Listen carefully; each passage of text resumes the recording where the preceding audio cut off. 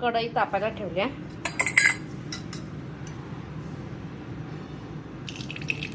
थोडंसं तेल,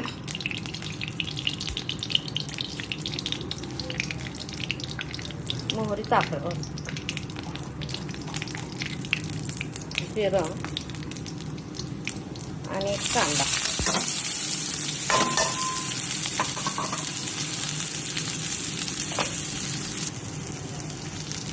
कांदा चांगला भाजलाय. हळद,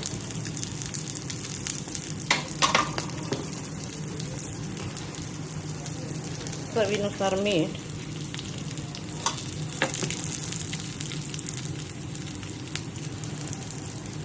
कोल्हापुरी लाल तिखट, झणझणीत करायचं आणि जरासं तिखट जास्त होतं.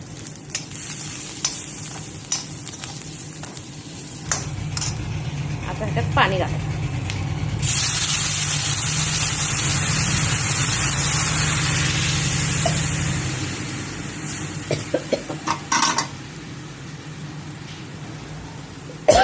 थोडीशी धनेपूड, थोडीशी जिरेपूड. पाण्याला चांगली उकळी. काय करायचं, पाण्याला चांगली उकळी यायला गॅस बारीक करते. आता भातावर मला असं पातळ रबरबीत पाहिजे आहे म्हणून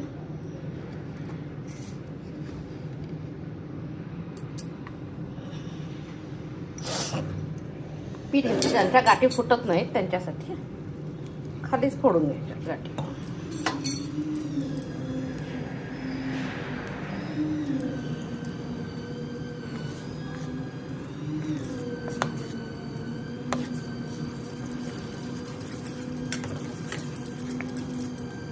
छानपैकी फोडून घ्यायचं, नाही तर हाताने फोडून चालतं.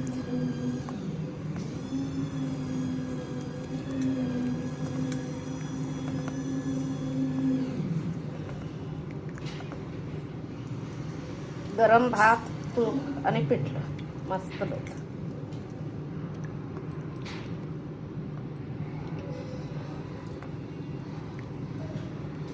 आता सगळ्या गाठी फुटल्या गेल्या. आता काय करायचं, गॅस मोठा करते.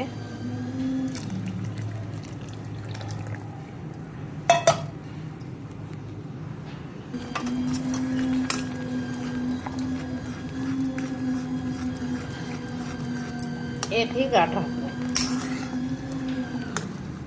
मला असंच भातावर साधारण घट असं पाहिजे होतं,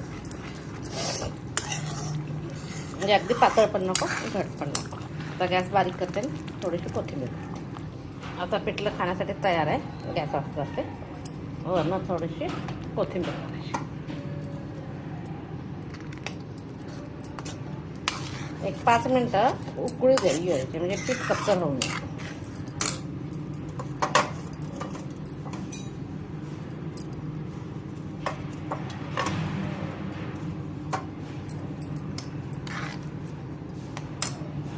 पिठलं खाण्यासाठी तयार आहे. भात पण तयार झाला.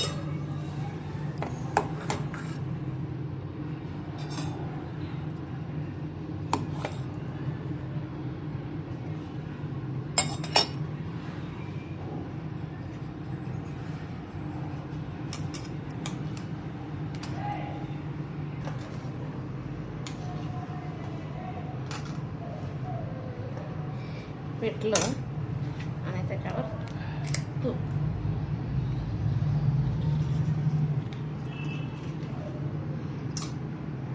माझी रेसिपी आवडल्यास लाईक शेअर करा. आता 1 वाटी तांदूळ, त्याला मी 2 वाटी पाणी घालून कुकर लावणार आहे. आज जेवणाचा बेत पातळ पिठलं आणि भात आहे. कुकर लावून 2 कांदे चिरून घेणार आहे. पहिल्यांदा तांदूळ स्वच्छ धुवून घ्यायचे आणि कुकर लावायचा. 3 शिट्या द्यायच्या बस होतं.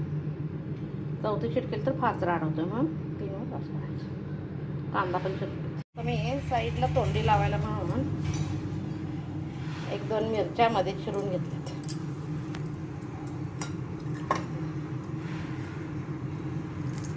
अगदी थोडंसं तेल घालून.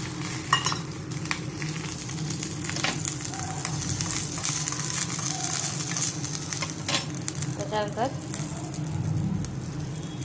थोडंसं मीठ, धनेपूड,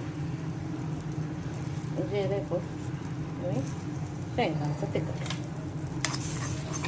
तर आपलं पिठलं भात बरोबर साईड डिश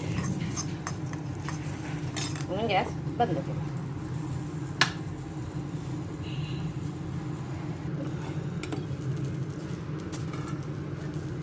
भात,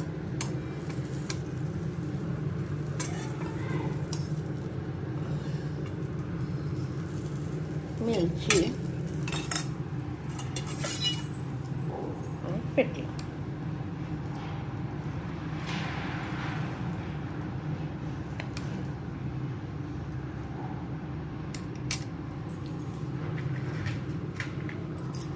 शेंगा. माझ्या रेसिपी असतात तर लाईक शेअर करा.